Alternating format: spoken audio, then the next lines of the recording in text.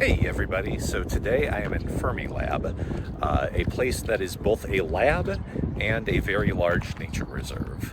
And I hope to explore as much of it as possible before this place closes in a few hours.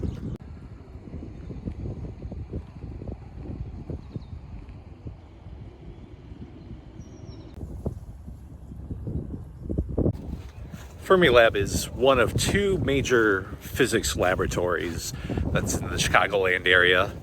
The other one is called Argonne.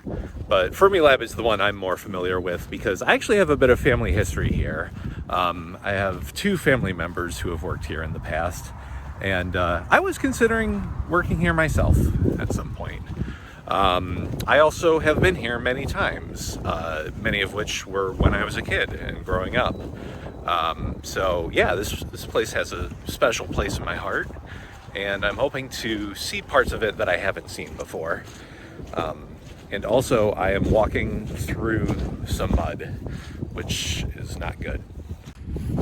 This is one of the more popular trails in Fermilab, and unfortunately it just rained, so it is quite muddy. So I am going to look for another place to walk, which isn't so muddy. I'm hoping to see some bison today. Fermilab is actively trying to restore bison populations, and I think a couple of them were just born recently. I saw that in the news. So with any luck, I'll get to see some baby bison. The reason why Fermilab is such a big place is because it is home to the Tevatron, which is a large particle accelerator that I am walking along right now, just to my right.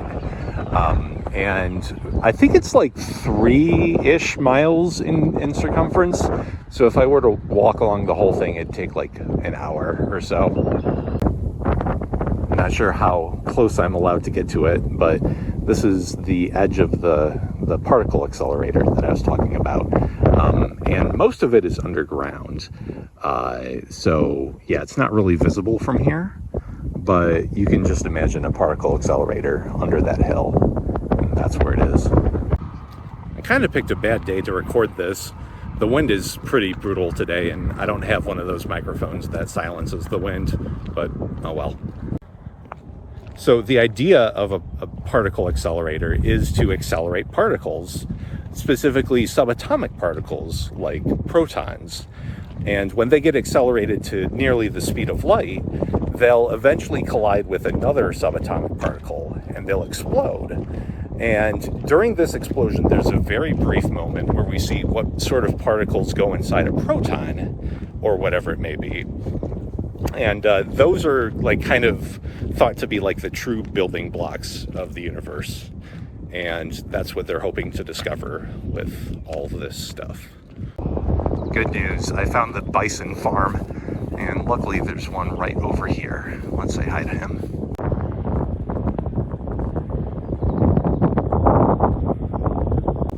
I don't know why he's sitting by himself, but all of his friends are maybe about a block that way. My camera can't pick them up, but there are maybe like a few dozen of them over there. Let's see if we can get closer.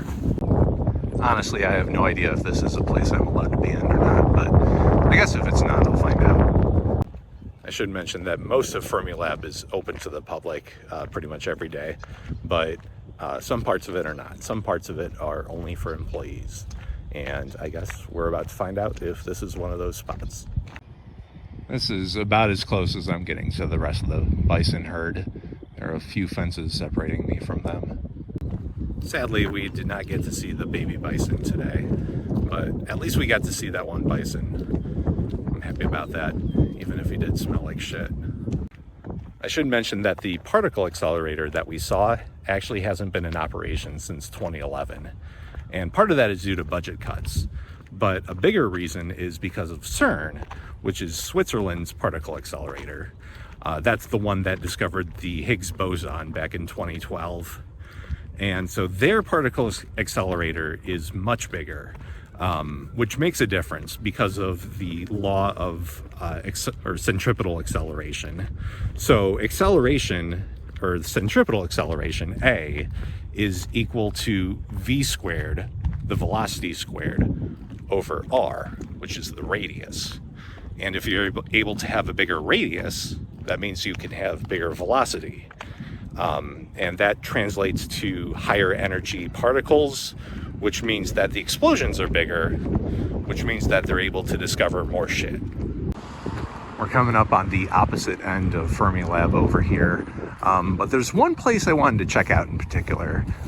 It's right over this hill. So there is actually a swimming pool right over there, and that is where I learned to swim when I was a kid. True story. Obviously it's not the season for swimming, but you can imagine what it looks like in there. And then over here we have a barn. I'm not sure why they have a barn here, but it's always been there. From what I remember, that pool was 3 feet deep on one end and 12 feet deep on the other.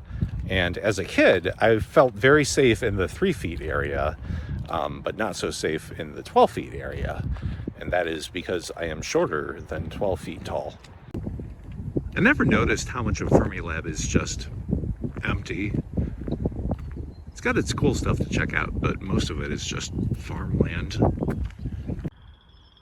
Looks like this trail goes along the particle accelerator for a bit. Unfortunately, it doesn't look like I'm allowed. I would take my chances, but I don't want to piss off Fermilab. When I was in college, I studied both math and physics, and I worked for a while as a physics and math tutor. And back then, I sort of guessed that I would work in a place like Fermilab or somewhere else that uses a lot of math and physics. But instead, I sold out and got a corporate job, and I've been doing Excel math, which is way easier, and I recommend it. Fermilab is federally owned land, and I've been playing Pokemon Go here, and I'm kind of surprised that they have Pokestops here because, I don't know, I sort of guessed that Pokestops wouldn't be allowed on federal land, but I guess they are. I'm walking back to my car, and over in the distance you can see Wilson Hall. That is the tallest building around, and it's actually kind of iconic. Like if you look up Fermilab, it'll be one of the first things that you find. Wilson Hall is kind of like the center of Fermilab. It is where like you'll have like science lectures. Like maybe, I'm guessing that at some point Bill Nye, the science guy, or Neil deGrasse Tyson spoke there. Like it's that type of place. But unfortunately it's closed today because of construction. So I will not be showing you inside Wilson Hall. Here's a fun fact. Fermilab is actually named after Enrico Fermi, who was one of the physicists on the Manhattan Project, which is something that will probably end up destroying the world.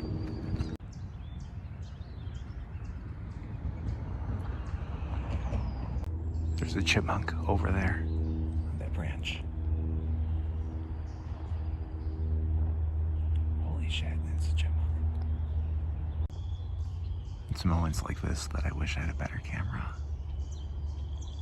I would pay $1,000 to have a better iPhone. I can accurately capture that chipmunk over there.